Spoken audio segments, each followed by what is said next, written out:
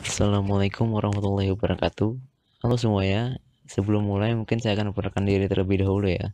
Perkenalkan, nama saya Muhammad Rahman dari kelas 422 Prodi D3 Pajak. Nah, di video pembelajaran kali ini saya akan membahas tentang PPh Output, yaitu tentang PPh Final pasal 4 ayat 2 tentang sewa tanah atau bangunan. Nah, yang pertama ada objek pajak. PPh Final pasal 4 ayat 2 tentang sewa tanah atau bangunan mengenakan pajak final atas penghasilan dari persewaan tanah dan atau bangunan, baik sebagian maupun seluruh bangunan yang diterima atau diperoleh orang pribadi atau badan.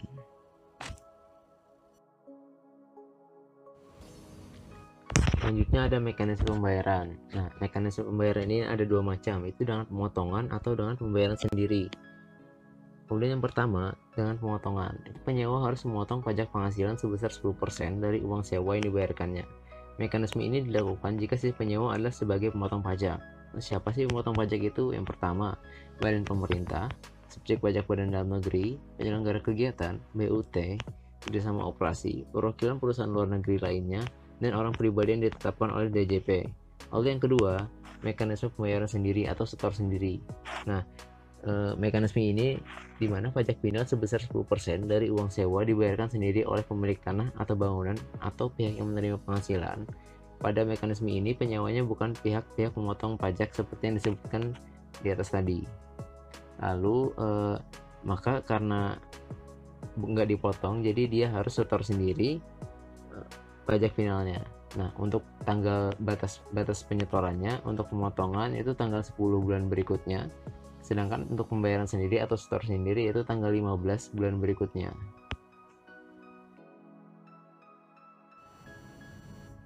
Di pengertian sebelumnya ada dibahas mengenai bangunan dan sebagian dari bangunan.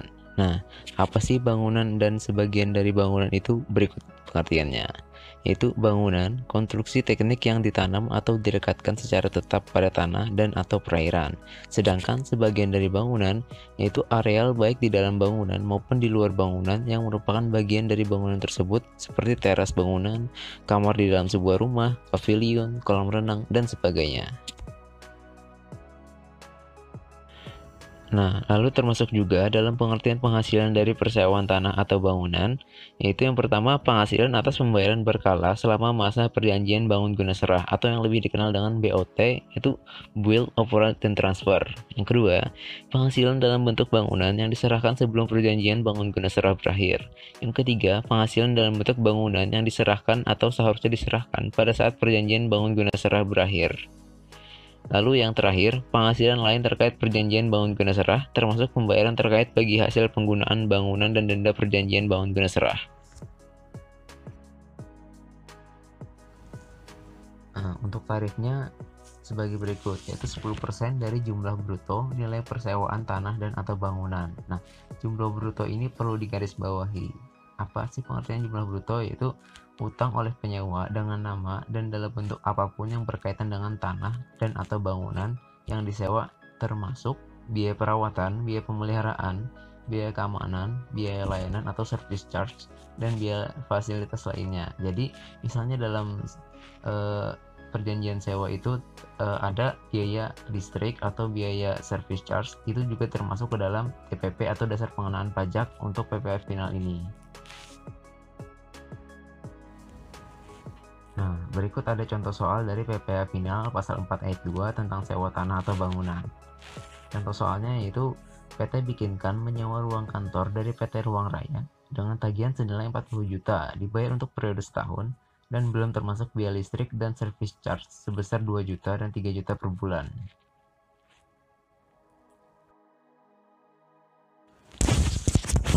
Berapa sih PPh terutangnya? Nah, di sini ada jawabannya. Untuk DPP-nya sebesar 40 juta ditambah 2 juta tambah 3 juta, yaitu besaran nilai sewa tanah atau bangunan ditambah dengan biaya-biaya yang dikeluarkan dalam hal berkaitan dengan sewa tanah atau bangunan tersebut. Sehingga total DPP-nya itu sebesar 45 juta. Nah, untuk tarifnya tadi sebesar 10%, lalu didapat PPh terutangnya 45 juta dikali 10%, itu sebesar 4.500.000. Nah, karena dipotong oleh pemotong, maka disetor paling lambat tanggal 10 bulan berikutnya dan dilaporkan paling lambat tanggal 20 bulan berikutnya.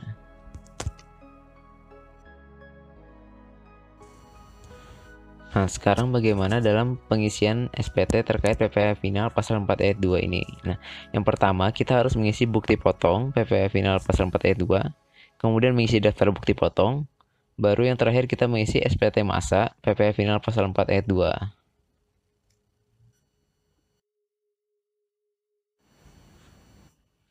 Lalu ini ada pengisian bukti potong. Yang pertama yang harus diisi dari bukti potong ini adalah bagian atasnya. Itu yang pertama nomor, NPWP, nama, alamat, lokasi tanah dan atau bangunan. Nah, yang identitas yang di atas ini yang diisi adalah identitas dari pihak yang dipotong. Contohnya dalam hal ini adalah NPWP dari perusahaan PT Ruang Raya, lalu ada alamat PT Ruang Raya itu di Bintaro Sektor 5, dan lokasi tanah dan atau bangunan yang disewakan ada di Banjarbaru.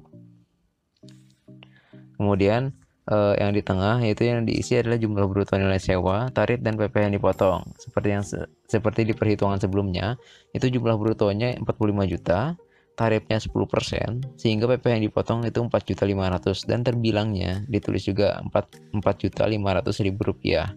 Kemudian yang paling bawah ada identitas pemotong pajak dan juga ada lokasi dan tanggal bukti potong. Di sini saya menuliskan lokasi dan tanggal bukti potongnya yaitu Tangerang Selatan, 4 Agustus 2020, pemotong pajaknya dengan NPWP perusahaan, kemudian identitas nama pemotong pajaknya adalah direktur perusahaan dan asumsi saya sendiri yaitu Rahman, kemudian ada tanda tangan, nama dan cap.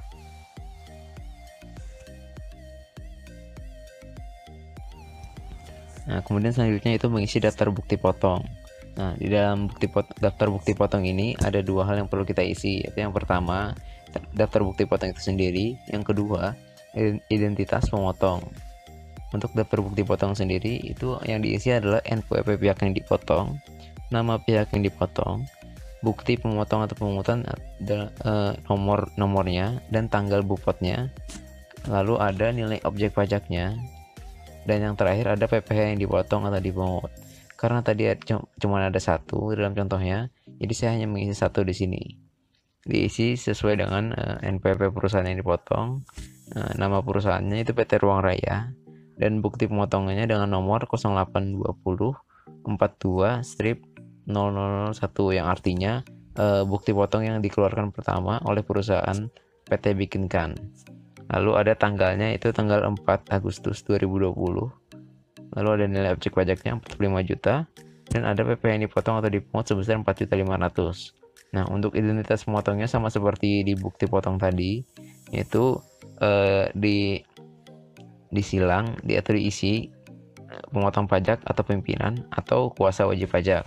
Nah, di sini saya mengasumsikan yang mengisi daftar bukti potong adalah direktur dari PT Bikinkan, yaitu Rahman, diisi dengan NPWP perusahaan dan nama direktur tersebut.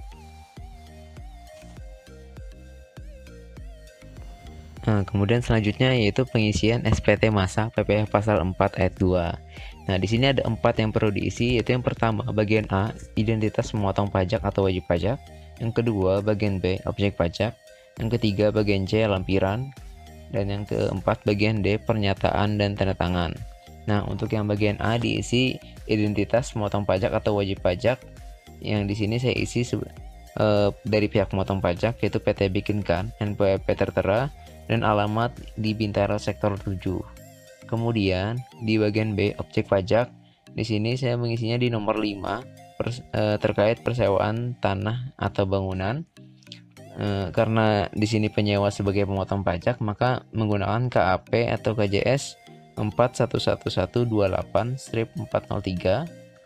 Nah, kalau menyetor sendiri menggunakan kode di bawahnya itu sama 411128-403, tetapi kalau yang di bawah atau bagian B, lalu di nominalnya atau nilai objek pajaknya sebesar 45 juta, tarif 10%, dan PPh yang dipotong sebesar 4.500.000. Lalu ada bagian C, lampiran, yang perlu diceklis yaitu yang pertama surat setoran pajak, karena hanya satu macam KAP atau KJS, jadi saya hanya mengisi satu lembar.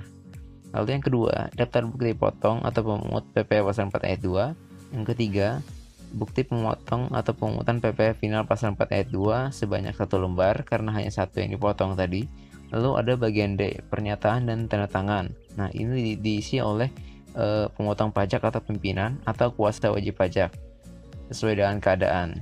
Lalu NPWP-nya digunakan ada NPWP perusahaan dan namanya adalah nama dari direktur perusahaan tersebut atau pemotong pajak atau pimpinan perusahaan tersebut.